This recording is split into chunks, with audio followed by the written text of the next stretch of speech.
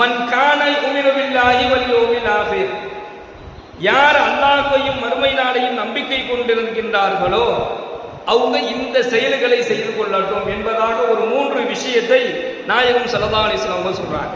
ஒன்று, ஃபல் இக்ரிமு லைஃபஹு, அவர்கள் விருந்தினர்களை கண்ணியப்படுத்தட்டும்.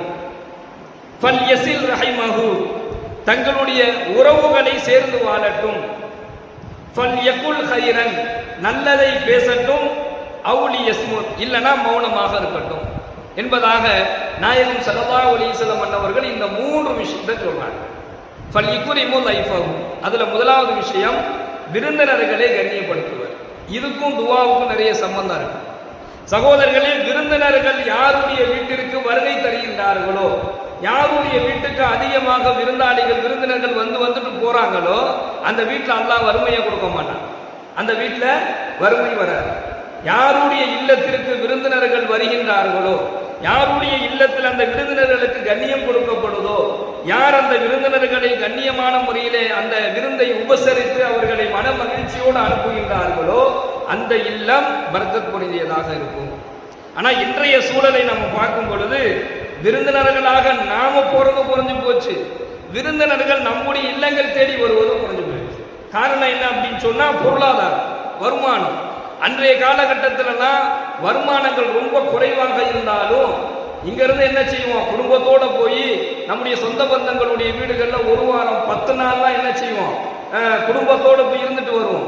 அப்பெல்லாம் வருமானங்கள் ரொம்ப குறைவாக இருக்கும். ஆனா ஒரு உறவுகளுடைய வீடுகளுக்கு சென்றால் 1 வாரம் 10 நாள் நம்ம இருந்துட்டு வருவோம். அப்போ பொருளாதார நெருக்கடியை நமக்கு தெரியாது. ஆனா இன்னைக்கு நிறைவான வருமானம் வருது, நல்லா சம்பாதிக்கிறோம்.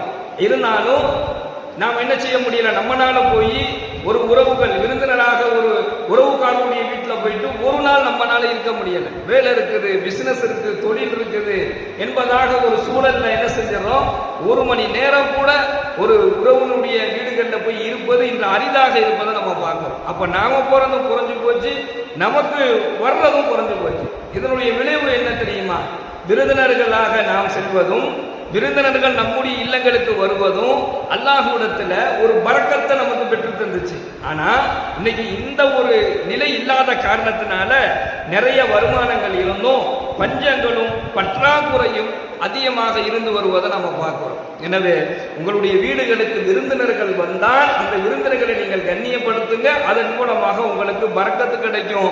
அது மட்டுமல்லாமல் அந்த விருந்தினர்கள் துஆ செய்தால் அந்த துஆவை அல்லாஹ் கபூல் செய்து கொள்கிறான்.